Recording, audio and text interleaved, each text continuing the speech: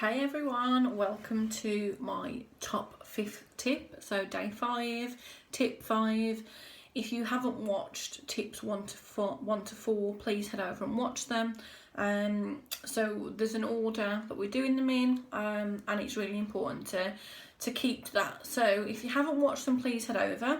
If you are watching and it's helping you, then please subscribe, comment, give me some likes, let me know what else you would like help on. That's always a really useful one. So like I say, if you haven't had or watched tips 1 to 4, head over and do that.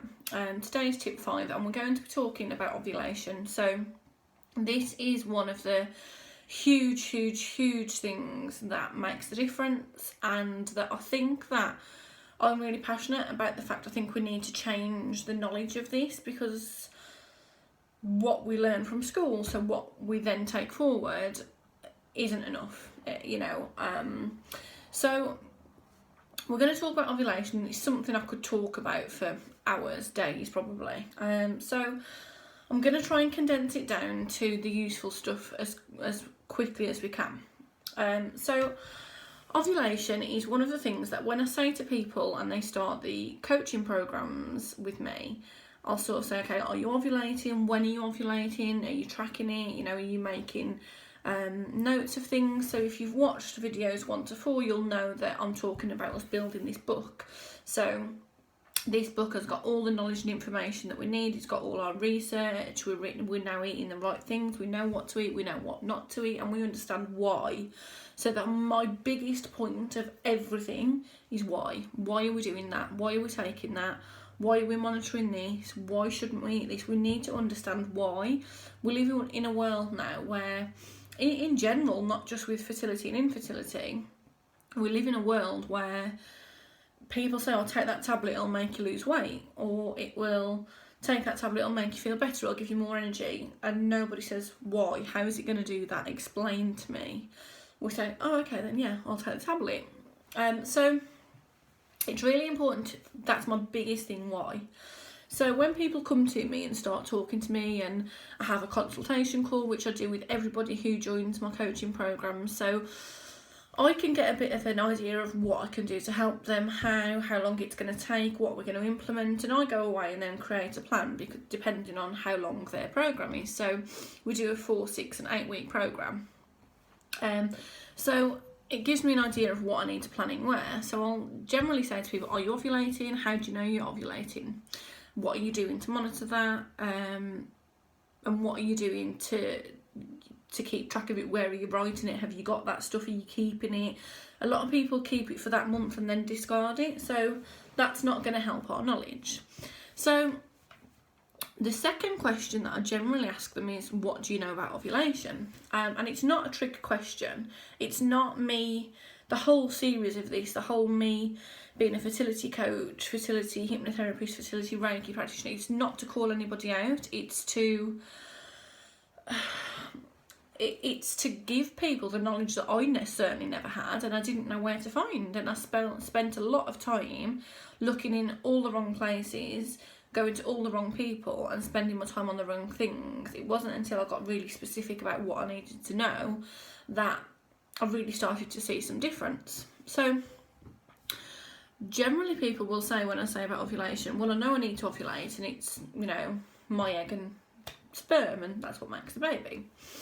And that's not to call anyone out. That's what we get told at school. We get told at school, and in the education system, that a lady ovulates, we produce an egg, meets the sperm, you're pregnant, you have a baby.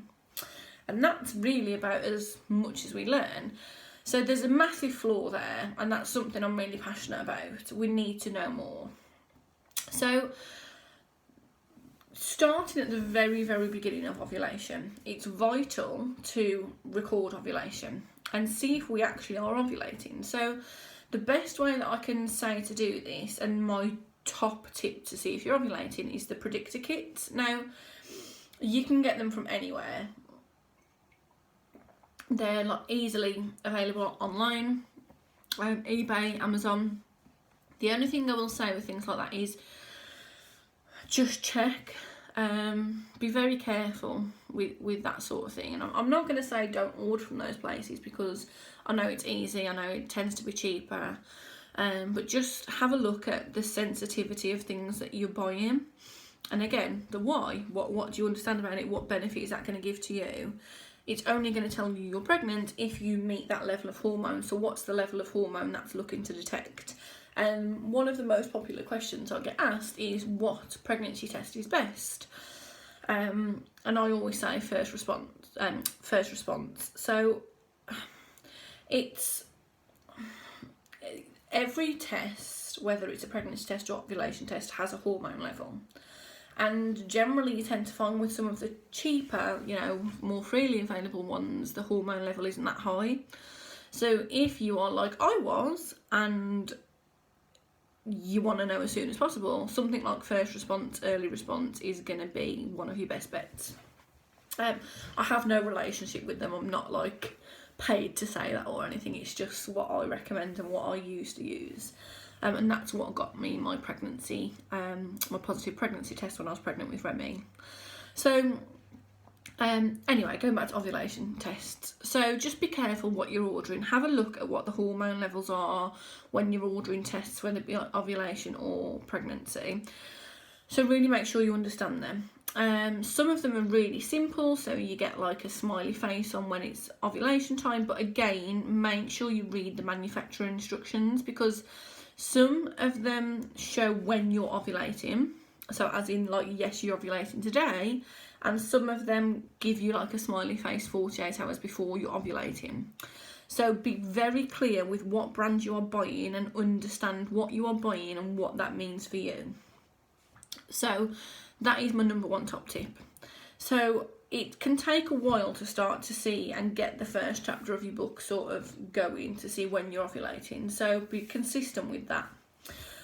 Cervical mucus, and a lot of people sort of pull that face. We all get it, so there's no point screwing your face up about it. It's one of those things that we all get, and a lot of people don't monitor it. It's something that's really easy to monitor. So around ovulation, our cervical mucus tends to become a bit stickier, a bit clearer, a little bit thicker. So just notice that. Just be a bit more aware. And a lot of women can describe it as just feeling a little bit like more moist. I know a lot of people don't like that word, but a little bit more moist down there. Body temperature. So there's generally a spike or like a rise in our body temperature after we have ovulated. That is the bit that most people get confused with, after we ovulate. So if you ovulate, you'll tend to find between like 24 to 36 hours after you'll have a spike. So it's a good way to keep a track month by month to see if you're ovulating about the same time and make sure you have ovulated. But it's not good in predicting ovulation because you've generally missed it by that point. So body temperature is really good, and the good thing with body temperature is I tell people to make a note of it every day, because once you've bought your thermometer, you're not paying per use. It's something you can monitor each day, so you can really start to see and build this chapter of your book in the best knowledge possible. So that's what we want to do.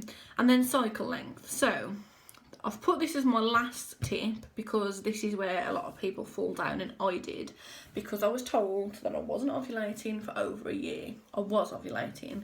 I was just ovulating completely out of whack, completely out of sync of what I should have been.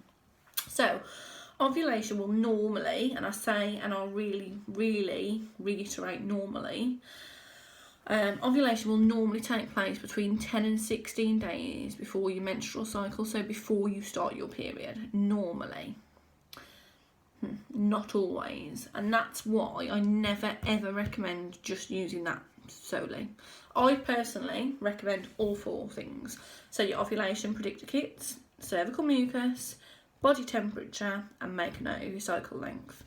When somebody comes to me, they're the four things I ask them to monitor. So I want temperature every day.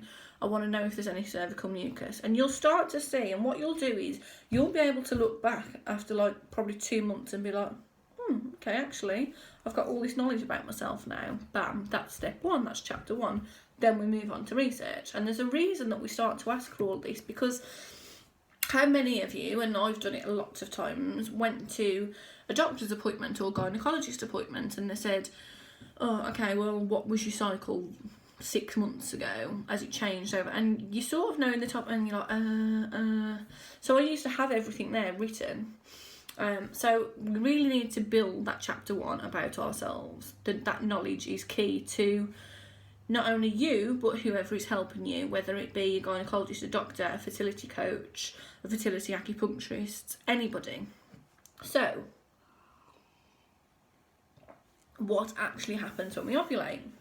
Now, like I said, a lot of people's knowledge is we ovulate, release an egg, mix the sperm, we get pregnant. It sounds so easy, doesn't it? Oh, if only it was that easy. So, what actually happens? So, we've got a hormone called the luteinizing hormone, and if you read a lot of fertility things on blogs and videos and books and posts and all of that is generally just listed as LH. So that's the luteinizing hormone, and that is the hormone within our body that releases, that triggers the release of our egg, of the lady's egg. So that hormone releases the egg, but it also, and this is a bit that a lot of people don't know, knows which egg is the most ripe. So which egg is more likely to become fertile, be allowed to be fertilised by the man's sperm. So not only does that hormone release the egg, it knows which egg to release, because we don't only produce one egg. So that is something that most people don't know. So when I'm talking about the our cervical mucus, and I know a lot of people pull that face, but you'll understand why I'm telling you. So our luteinizing hormone releases our most ripe egg. At that time, our cervical mucus becomes a little bit more slippery, a bit more slimy, and the reason for that is that will help the man's sperm get to our egg, basically. So it creates a little bit of a help to get there. So what then happens is the egg that we've released, that the luteinizing hormones released, sperms then started to go into our body, and what happens then is the egg goes down the fallopian tubes. Now we've got 2 generally, unless you've had one removed.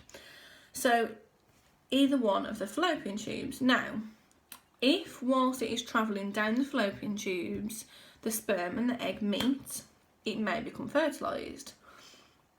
Then that is when they meet. So all of this that we think about, that oh well, we just release the egg and this happens and they meet and that's it. It's not. There's actually a lot more steps in between there. So if the timing's right and the sperm meets the egg and it fertilises, fantastic. Then a lot of people will get like an implantation pain, an implantation cramping, or some people get an implantation bleeding. Now if that egg and the sperm haven't met at the right time, if there's no sperm there to meet the egg, whatever, if there's nothing that's tying up and fertilisation of the egg doesn't happen, all that happens basically is that egg will dissolve within 24 hours. So if 24 hours after our luteinizing hormone has released the egg, it hasn't met any sperm along the way, or it has met the sperm and it just hasn't, the timing hasn't been right and it hasn't fertilised, the egg will dissolve. Now, a lot of people say, okay, what's most important to time, the ovulation and releasing of the egg or the sperm? So it is important to match the two, but with the best will in the world, sperm is normally on demand. The ovulation isn't. We release one egg, we get one shot at it.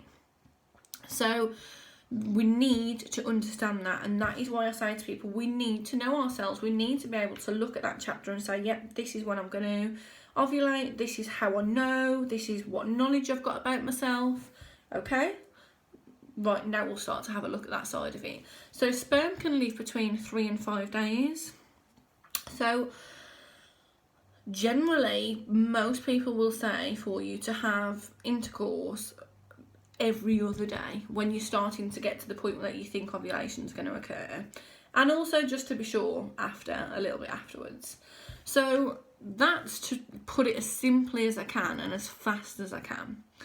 But there's so much that people don't know about ovulation, and I didn't. So again, it's not to call anybody out, it's not to do anybody down or make anybody feel bad, because I didn't know all of this until I started researching myself, and until I started buying books, watching things, researching, and using that 2 or 3 hours a day that I was generally just like gazing over things on Google or forums or whatever, to really home in on me and understanding what was happening with me and my body.